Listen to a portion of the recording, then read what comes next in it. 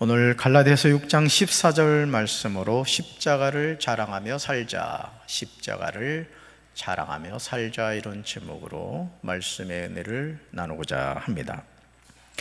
생면부지의 남자를 만나 결혼을 하는 여인의 마음속에 저 푸른 초원 위에 그림 같은 집은 못 짓고 산다 하더라도, 사랑하는 사람과 한 100년은 아니더라도 서로 아껴주며 정말 행복하게 살고 싶은 마음이 왜 없겠습니까? 우리의 바람이죠. 세상에 많고 많은 여자 가운데 한 여자를 만나서 결혼하는 남자의 마음속에 높은 빌딩은 아니더라도 아담한 집을 짓고 올망졸망한 자녀들을 낳고 사랑하는 사람과 살기를 원하지 않는 남편이 어디 있겠습니까? 우리는 누구나 이런 소망이 있어요. 제가 처음 지하 개척교회 목회를 하다가 그 컴컴한 지하에서 살았거든요. 그러다가 월 5만 원짜리 연탄부엌이 있는, 진짜 다리를 뻗으면은 달만한 그런 방으로 얻어가지고 이사를 갔습니다. 누워가지고 보니까 하늘이 보이는 거예요. 얼마나 행복한지. 컴컴한 지하에 살다가 땅 밖에 나와서 하늘 보이는, 그것도 누워서 봐야 하늘이 보여요. 그런 집을 얻었을 때 얼마나 행복했는지 모릅니다. 하지만 살다 보면 이런 바람이 얼마나 부질없는 생각인가를 알게 됩니다. 얼마나 현실성이 없는 꿈이었는가를 깨닫게 되죠. 우리는 서로 참고 또 참습니다. 서로 이해하려고 하고 또 이해하려고 합니다. 하지만 때로는 한계에 부딪힐 때가 많죠. 남편을 이해하려고 하고 아내를 이해하려고 하는데 그것이 어느 한순간에 벽에 부딪힐 때가 있습니다. 늘 느끼게 되는 삶의 현실은 나는 좋아 님과 함께면, 님과 함께 같이 산다면이 아니라 나는 싫어 무능력한 남편과 함께 사는 것이, 나는 싫어 매일매일 바가지 긁는 아내와 함께 사는 것이, 이렇게 바뀌는 걸 보게 됩니다. 사랑하는 성도 여러분 어떻습니까? 지금 사는 남편이 마음에 드십니까? 혹시 바꿀 수 있다면 바꾸고 싶지 않아요? 지금 같이 사는 아내가 우리 남편분들 사랑스럽습니까? 어쩌다가 내가 이 여자를 만났을까? 그런 생각 들지 않아요? 예전에 나온 어느 방송 프로그램에서 보니까 할아버지가 이 천생연분이라는 낱말을 할머니에게 열심히 설명하려고 합니다. 낱말을 보여주지 않아요. 근데 할아버지는 보고서 그 낱말을 이제 설명하는 거예요. 할아버지가 할머니에게 아무리 설명해도 안 되니까 이렇게 말합니다. 당신과 나 사이를 내 낱말로 뭐라고 하지? 그러자 할머니가요, 기다렸다는 듯이 숨도 쉬지 않고 당당하게 대답하셨습니다. 평생왼수. 그러자 주변 사람들이 박장대소를 합니다. 할아버지는 천생연분을 열심히 설명을 했는데 그 내 낱말을 얘기하라고 하니까 평생왼수라고 대답을 하더랍니다. 저는 할머니의 이 대답을 들으신 할아버지가 엄청난 충격을 받았을 것이라고 생각합니다. 아무리 그래도 그렇지 공중파 방송에서 공개적으로 자기 남편을 평생 왼수라고 한다는 것은 그 할머니의 가슴에 얼마나 많이 쌓인 것이 있었으면 그랬겠습니까? 우리 남편분들 가급적이면 이런 데 안 나가는 게 좋을 것 같아요. 저와 여러분이 부인할 수 없는 한 가지 사실이 있죠. 그것은 우리는 누구나 행복하기 위해서 서로 만났습니다. 여러분 그래요, 안 그래요? 저와 여러분도 행복한 신앙생활, 행복한 목회를 하기 위해서 만난 거예요. 아멘? 이 세상 어느 부부가 서로 불행하기 위해서 만나겠습니까? 처음 만났을 때 그 설렘을 우리는 기억하죠. 눈에 콩깍지가 씌어서 이 사람을 이 세상에서 그 누구보다도 행복하게 해줄 것이라는 마음의 결단한 것을 여러분 기억할 겁니다.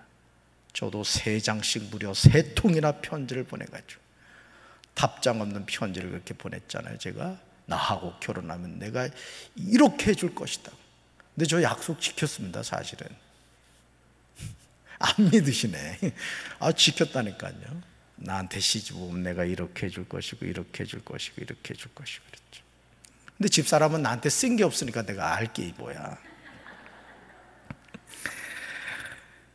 여러분 그렇잖아요. 남편으로서 아내를 행복하게 해주고 싶고 또 아내 또한 남편을 잘 섬기는 가정을 세워가고 싶죠. 하지만 어느 순간부터 서로에 대해서 좋은 점을 보기보다는 부정적인 것이 커 보이기 시작합니다. 분명히 결혼하기 전 만났던 동일한 사람인데 결혼하고 가까이서 살다 보니까 정말 연애할 때 그 사람이 맞나 하는 의심까지 생깁니다. 이 사람 누구지? 그때 그 여자가 아닌 것 같아. 막 이런 생각이 들죠. 물론 눈에 콩깍지가 씌어서 그런 부분도 있겠지만 우리가 기억해야 하는 점은 지금 같이 사는 이 사람이 내가 사랑했던 사람이고 내가 행복하게 해주고 싶었던 바로 그 사람이라는 겁니다. 요즘 흔히 이혼 사유가 되는 성격 차이는 너무도 당연하죠. 같은 부모님에게서 태어나도 성격이 다른데 다른 부모에게서 태어나고 다른 환경에서 자란 부부가 어떻게 성격이 같을 수가 있겠습니까?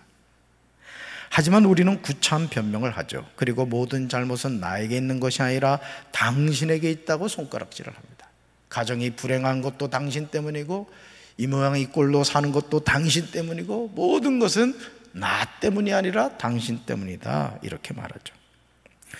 저는 지금 저 자신과 여러분에게 묻고 싶습니다. 지금 여러분의 가정은 행복하십니까? 물었으면 대답을 해야죠. 여러분 가정은 행복하십니까? 예. 억지로 대답한 거 아니죠? 이게 다 녹화된 거 아시죠? 여러분이 행복하다고 느끼신다면 그 이유가 무엇이죠? 목사님, 전 참 행복한 것 같아요. 우리 가정은 행복한 것 같아요. 그렇게 느끼신다면 그 이유가 뭘까요? 또 불행하다고 느끼신다면 그 이유 또한 무엇입니까? 우리가 부인할 수 없는 한 가지 사실은 가장 희생의 못자리가 되어야 할 가정조차도 철저히 이기적인 공동체가 되고 말았다는 거예요. 요즘 참 안타까운 일들이긴 합니다만은 이게 말씀드리기도 좀 그렇습니다만은 예를 들어 경제적으로 너무 어려워졌다고 말이죠. 자녀 죽이고 부부가 같이 죽는 거예요. 얼마 전에 기사를 봤더니요, 개하고 고양이는 또 내보냈대요. 아니 그럼 개하고 고양이가 애보다 더 낫다는 얘기예요? 그러니까 여러분 너무 일방적으로 오늘 부모들이 정말 하나님이 주신 그 자녀를 마치 내 소유물처럼 생각하고 그 아이의 생명을 막 해치는 일을 아주 너무 서슴지 않고 행하는 것을 보게 됩니다. 부모는 자녀들의 이야기를 더 들으려고 하지 않아요. 자녀들은 부모님의 훈계를 업신여깁니다. 남편은 아내를 파출부로 생각하고 아내들은 남편을 돈 벌어다 주는 남자 정도로 인식합니다. 가정이 가정으로서의 의미를 잃어버리고 한 지붕 아래 세 가족, 네 가족이 되어서 살아갑니다. 아버지파, 엄마파, 중도파, 그냥 한 가정이 막 콩가루가 되어서 살아가요.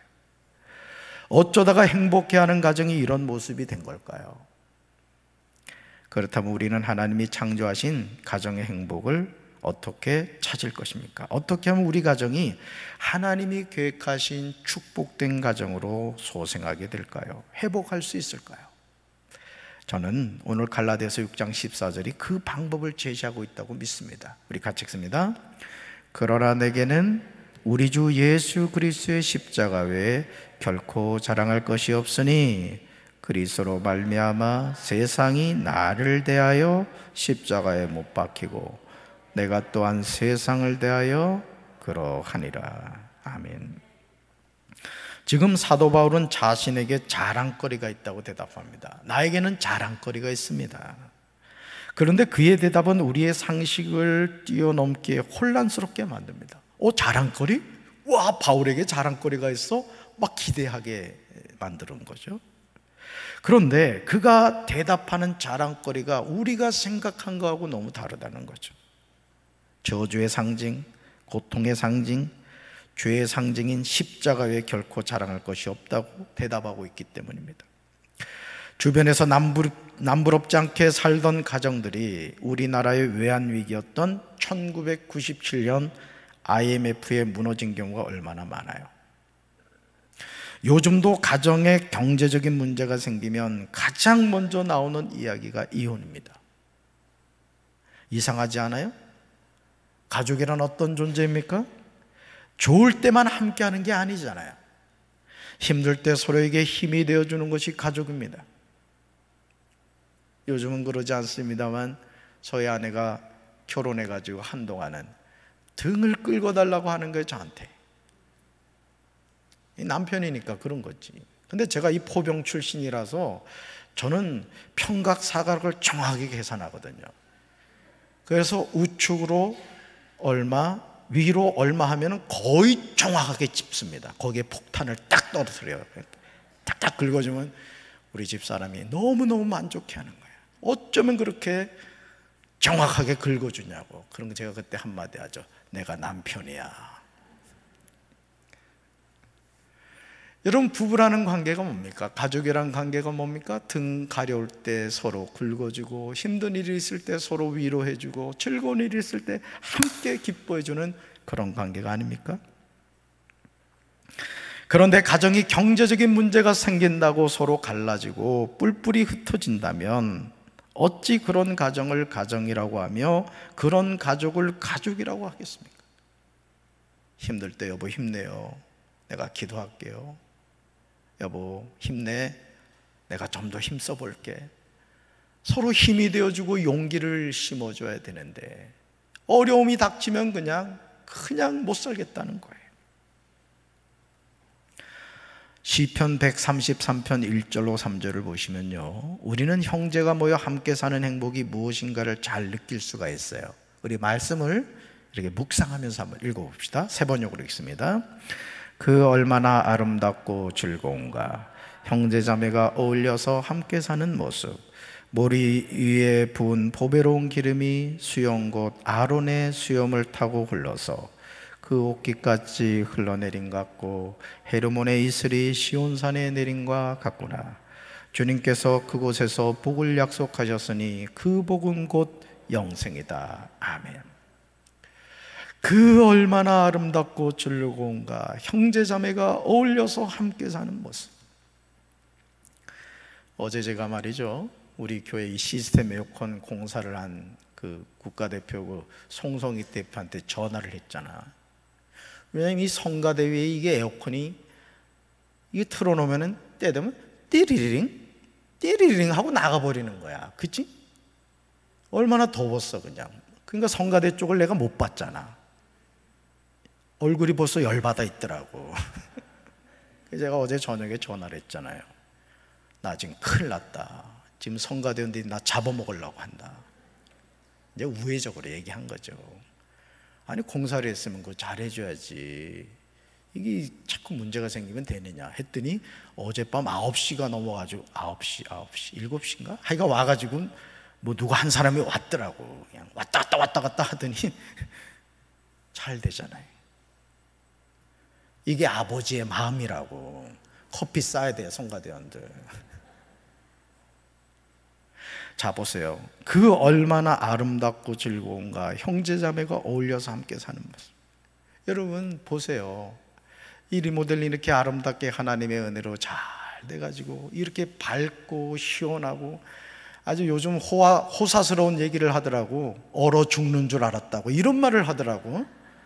야, 참 격세지감이 느껴진다. 김영걸 장로님 얼어 죽겠다고 하면서 나가는 사람 있더라고. 그래서 내가 그랬잖아. 그런 사람은 앞으로 와서 앉아라. 그 밑에서 얼어 죽지 말고. 얼마나 좋아요 여러분. 우리가 난 것이 다르고 부모가 다르지만 예수 안에서 한 형제의 자매가 되어서 이렇게 하나님께 예배드리고 찬양하고 기도할 수 있음이 감사해요 감사하지 않아요?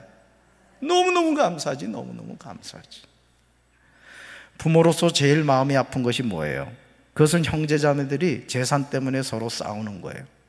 저는 제가 몇 번 말씀을 드렸습니다마는 아버지가 이제 간암이 걸리셔가지고 돌아가시 전에 삼형제를 불러 놓아놓고 이제 그 뭐 얼마 되지도 않은 그 밭이 좀 있었어요. 그걸 나눠주신다고 하는데, 아니 저는 아무것도 안 받았다니까. 근데 아내한테는 미안했지만 지금 생각해봐도 잘했다는 생각이 들어, 솔직히. 왜냐하면 그 뭐 얼마 되지도 않는 거, 그 코딱지만한 거 받아봐야 뭐 하겠어요, 사실은. 그렇죠? 그러니까 제 마음에는 어떤 확신이 있었냐면, 난 하나님만 의지하면 된다, 이 믿음이 솔직히 있었던 거예요. 아멘. 네, 그때는 집사람한테 찍살나게 혼났지. 그래도 받을 건 받아야지, 왜 그랬냐고. 자녀들이 화합하지 않고 서로 으르렁거리는 거 아니에요? 부모로서 마음이 아픈 거? 그러므로 부모들이 임종할 때 빠지지 않고 당부하는 말씀이 뭐예요? 따라합시다. 형제간에 우애하라. 네, 형제간에 우애하라. 이거는 거의 부모님들이 임종하실 때 거의 자녀들에게 해주는 말씀 가운데 하나예요. 그런데도 인간적인 자존심 때문에, 다른 형제 자매와의 비교의식 때문에 우리는 피를 나눈 형제 자매끼리 남보다 못한 관계로 살고 있지 않습니까? 얼마나 안타깝습니까? 부모님의 마음이 얼마나 아프겠어요? 아니, 여러분의 자녀들이 앞으로 그렇게 살아간다고 생각해 보시기 바랍니다. 부모로서 얼마나 고통스럽겠습니까? 그런데도 우리는 희생하기보다는 이기려고 합니다. 양보하기보다는 더 갖겠다고 몸부림을 쳐요. 잠언 17장 17절을 보시면요, 혈육, 즉 형제가 어떤 존재인가를 잘 말씀하고 있어요. 이거 암송하셔야 될 말씀 가운데 하나예요. 같이 읽습니다. 사랑이 언제나 끊어지지 않는 것이 친구이고 고난을 함께 나누도록 태어난 것이 혈육이다. 아멘. 지금 이 말씀이 들리십니까? 그렇습니다. 혈육은 고난을 함께 나누도록 태어난 거라는 거예요. 너무너무 소중한 거예요. 우리가 강경제일교회라는 이 믿음의 공동체에 하나님이 만날 수 있게 하신 것은 너무너무 큰 축복이라는 거예요. 할렐루야.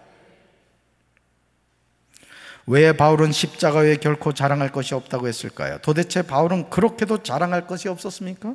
아닙니다. 사실 바울은 평범한 보통 사람이 아니었어요. 그는 당시 로마 시민권을 가지고 있었어요. 근데 어떤 성서학자에 의하면 이 바울이 갖고 있던 로마 시민권은 상당히 등급 있는 로마 시민권이었다는 거예요. 최고의 학문을 배웠습니다. 가말리엘에게서. 종교적으로 가장 엄격한 바리새인이었어요. 먹고 살기에 걱정할 필요가 없었습니다. 자랑할 것이 너무 많은 사람이 십자가에 자랑하지 않겠다고 선언합니다. 그러나 우리는 이 말씀 전에 나오는 내용을 붙잡아야 돼요. 즉 바울은 단순히 십자가를 강조하는 것이 아니라, 같이 읽습니다. 우리 주 예수 그리스도의 십자가, 이게 중요해요. 우리 주 예수 그리스도의 십자가라고 분명하게 못 박습니다.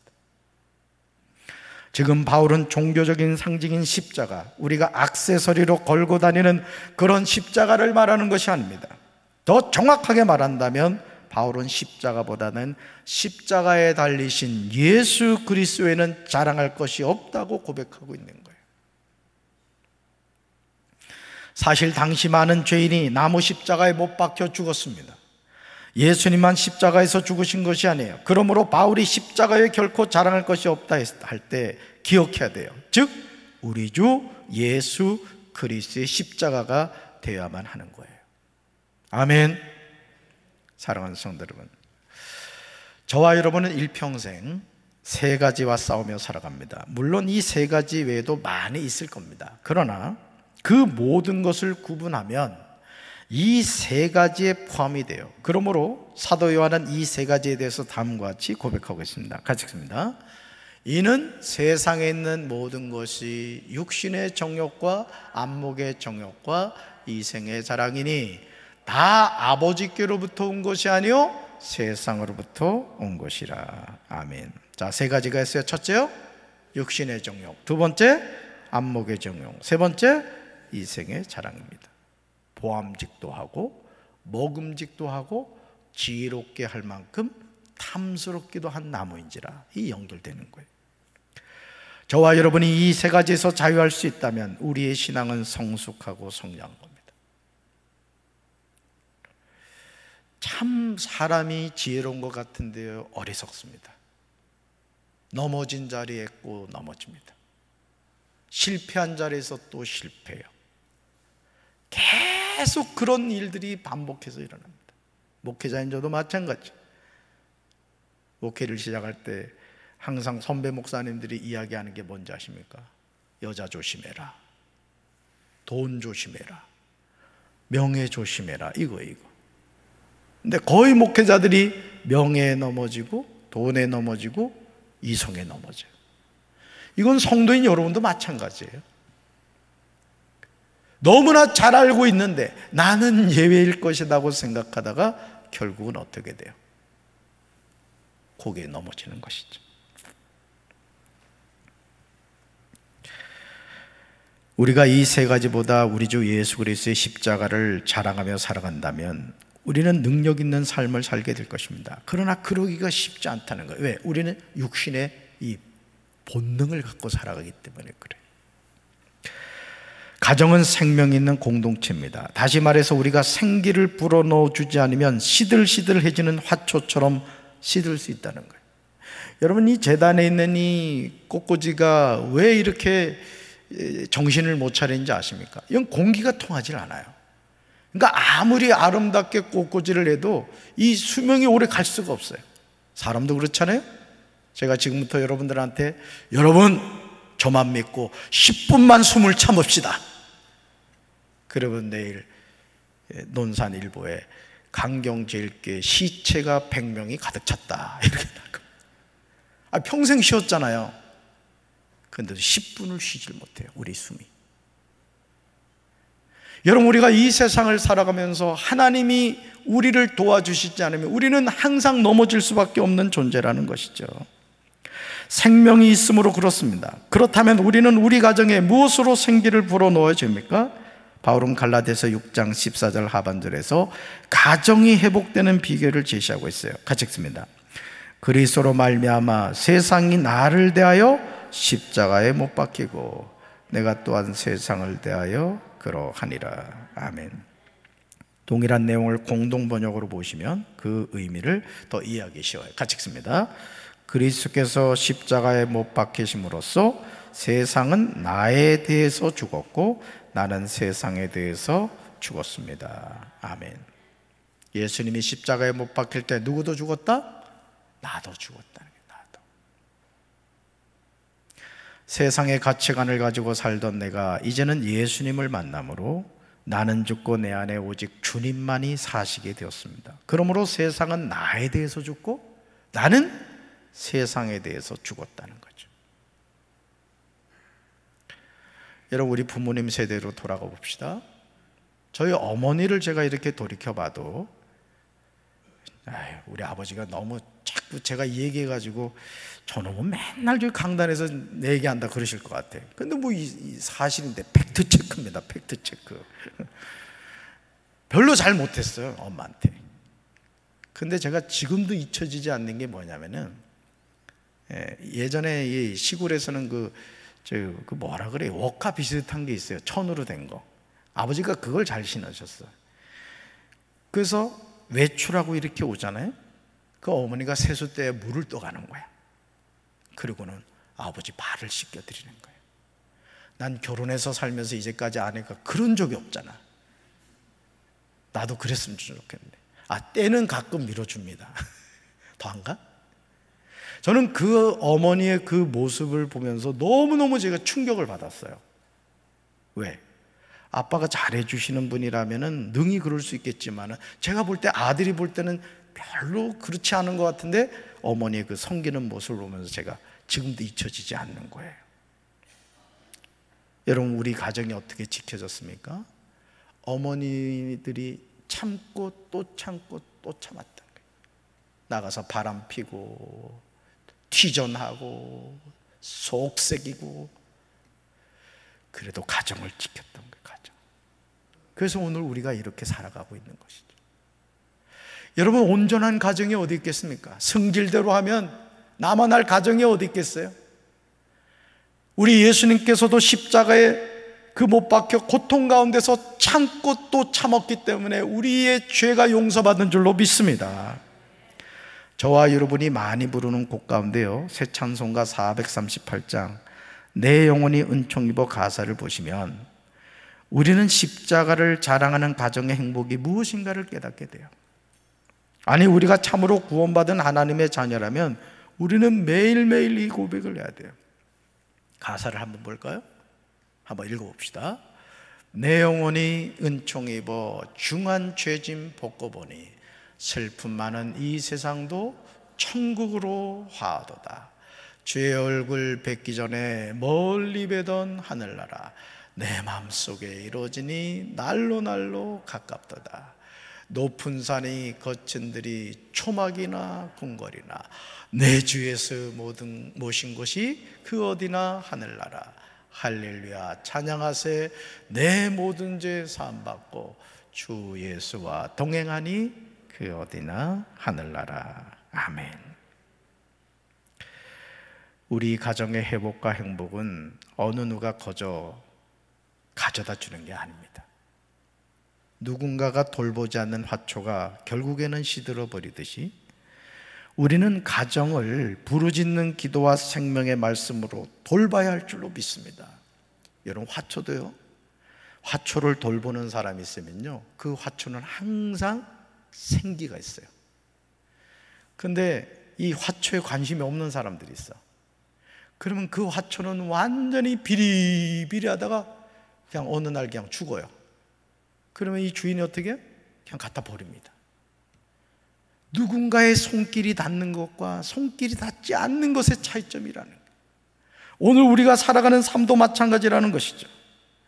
원수마귀가 마음껏 회방하도록 방치해서는 안 됩니다. 우리는 우리 가정을 지켜야 될 줄로 믿습니다. 사랑하는 성도 여러분, 혹시 여러분을 낳아주신 부모님을 향한 원망과 불평이 있으십니까? 그렇다면 먼저 자기 자신의 마음을 점검해 보시기 바랍니다. 분명히 우리의 영원한 자랑인 우리 주 예수 그리스도의 십자가가 사라졌음을 깨닫게 될 것입니다. 이런 부부싸움도 그러더라고요. 내가 살면 부부싸움 하는 거예요. 그냥 받아주면 되는 거예요. 아내가 바가지 긁으면 내가 죽었어 하면 안 싸우는데 그냥 얄팍한 자존심 때문에 네가 뭔데 하면 이제 그날 이제 그릇이 깨지는 거지. 항상 그렇습니다. 가정도 그렇고 나라도 그렇고 그래요. 자녀를 향한 원망과 불평이 있으십니까? 그렇다면 자녀를 향한 나의 마음이 진정 자녀를 위한 것인지 아니면 나의 이기적인 욕심 때문인지 점검해 보시기 바라요. 분명히 하나님이 주신 자녀를 다른 아이들과 비교하고 있는 그릇된 태도를 보게 될 거예요.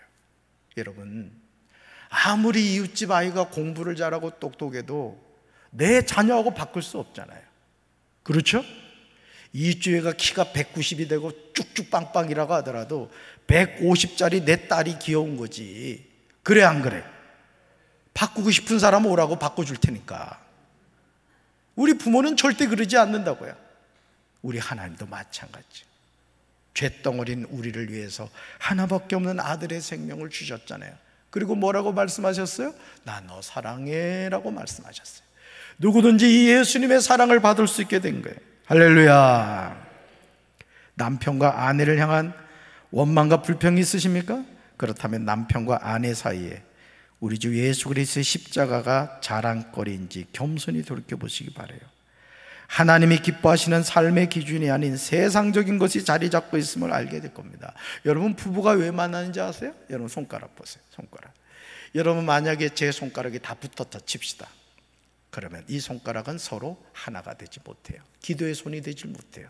그러나 서로 이렇게 나눠졌기 때문에, 잘 보세요. 기적을 보여드립니다. 기도의 손이 되었어요. 부부는 그렇습니다. 나의 연약한 것을 아내가 채워주고 아내의 연약한 것을 남편이 채워주는 거예요. 그래서 하나님이 연약한 자가 서로 만나 하나 되게 하셨기 때문에 우리가 남편이 되고 아내가 됐던 거예요. 아멘이십니까? 그러니까 부족한 게 보이면 어떻게 생각하면 돼요? 아, 저거는 내가 채워줘야 될 부분이구나, 그렇게 생각을 하셔야 된다는 것이죠. 우리가 한 가정을 이루고 살면서 모두 부자로 살 수는 없습니다. 매일매일 열심히 수고를 해도 넉넉하지 않은 삶을 살 수도 있어요. 우리 가족이 모두 건강할 수만은 없습니다. 과로로 또는 예기치 않는 질병으로 우리는 병을 앓을 수 있습니다. 세상에 어느 누가 아프고 싶은 사람이 있겠어요? 어느 누가 사고를 당해 눕고 싶겠습니까? 제가 얼마 전에 봤던 그 영화 가운데 그런 내용이 있었어요. 이 남편이 그냥 불의의 사고를 당한 거야. 근데 이 아내가 끝까지 남편을 지키는 거야. 영화의 말미에는 이제 결국 이제 안락사를 선택을 하더라고요. 나이가 많이 들어가지고 이제 안락사하는 거로 이제 영화가 끝났습니다만은 그냥 끝까지 아내가 하반신 불구가 됐거든요. 그 남편을 지키는 그 모습을 보면서 그 아내가 그런 얘기를 하더라고요. 남편에게, 당신이 옆에 있어준 것만 해도 나에게는 큰 힘이었다, 이런 말을 하는 것을 제가 들었습니다. 누가복음 14장 27절에서 예수님은 제자로 살기 원하는 사람들에게 이렇게 말씀하셨어요. 같이 읽습니다. 누구든지 자기 십자가를 지고 나를 따르지 않는 자도 능히 내 제자가 되지 못하리라. 아멘. 우리는 원하든 원하지 않든 십자가를 지게 됩니다. 삶의 여정에서 이 십자가가 없는 사람은 아무도 없어요, 여러분. 아무도 없어요. 여기 서 있는 담임 목사는 등 따시고 배부를 것 같죠? 그냥 구름 위에서 맨날 춤추고 살아갈 것 같아요? 안 그래요. 저도 아픔이 있고 고통이 있어요. 여러분도 그래요. 얼굴에 써 있다고 살까 말까 고민하고 있어. 이게 우리의 살아가는 삶이라고요. 누구나 우리는 십자가를 가지고 있어요. 중요한 것은 이 십자가가 무엇을 위한 십자가인가 하는 것이죠. 사도 바울은 갈라디아서 6장 7절로 9절에서 분명하게 말해요. 우리 말씀 같이 읽습니다. 스스로 속이지 말라. 하나님은 업신여김을 받지 아니하시나니 사람이 무엇으로 심든지 그대로 거두리라. 자기의 육체를 위하여 심는 자는 육체로부터 썩어질 것을 거두고 성령을 위하여 심는 자는 성령으로부터 영생을 거두리라. 우리가 선을 행하되 낙심하지 말지니 포기하지 아니하면 때가 이름에 거두리라. 아멘. 그러므로 우리는 우리 가정에 있는 고통과 아픔의 십자가를 원망하고 불평하며 살아가서는 안 돼요. 그러니까 여러분, 뭘 바라보냐에 달려있는 거예요. 항상 어떤 인생의 절망 가운데서도 눈을 들어 하늘을 바라보면 인생의 소망이 있는 거예요. 아멘이십니까? 전 그 닉 부이치치라고 그 영상이나 책을 보신 분들이 있을 텐데, 여러분 그 닉 부이치치 보면요, 팔이 없어요. 양 팔이 다 없어요. 없이 태어났어. 다리도 오리발 같은 거 이런 거 하나 달려 있어. 야, 그런데요, 사지가 육체가 멀쩡한 사람들이 마음의 병이 다 들었는데 그 닉 부이치치를 앉으면서 통곡을 하는 거예요. 통곡을 하는 거예요. 외적으로는 멀쩡한데 마음에 병이 들어가지고 오히려 그 전신이 온전하지 못한 닉 부이치치가 그 사람들을 위로해 주더라니까요.